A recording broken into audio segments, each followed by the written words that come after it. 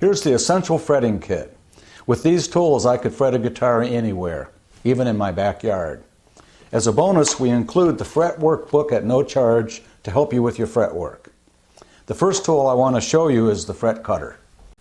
We grind the cutter smooth on the face so it's a flush cut with no marring. You're going to use the cutters to cut the fret tang overhang if you're doing a bound fingerboard. You cut a notch in it and clean it up with your little fret end dressing file. I use the cutters to bend fret wire with. They're already in my hand, and you just grab the tang and move along the wire. We use the fret cutters to cut the overhang when you put a fret in.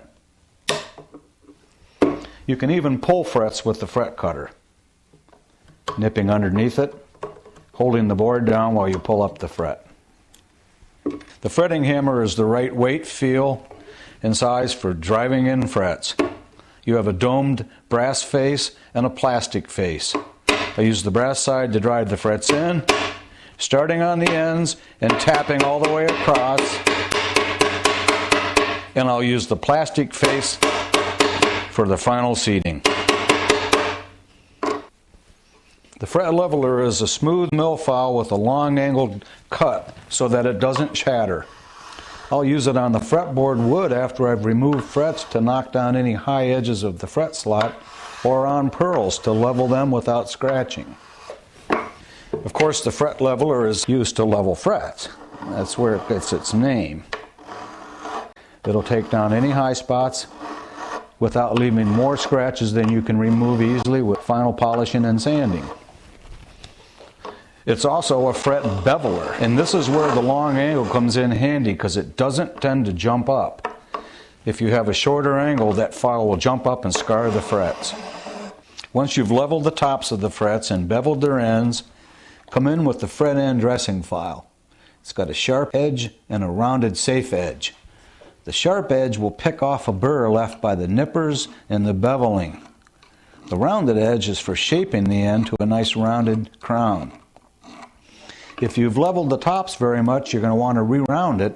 That's what a rounding file is for. It has concave teeth, shaped like a fret, wide and medium for most common fret sizes, and it'll bring fret to a round in a real hurry. You can remove any scratches then with the fret end dressing stick. It's a little sanding belt on a spring-loaded holder.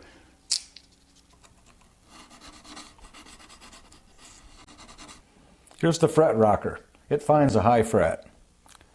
It has 4 edges of different lengths so that it will sit on any 3 frets of a guitar or bass, any place on the fretboard. They're machine ground, so they're accurate. And you just work your way down the board looking for a rock. There's a rock. That's a high fret. It doesn't mean it will rock on every part of that fret, just right there. I'd come in there with my fret leveling file and spot file that high spot off. That's the essential fretting kit. Good luck with your fret work.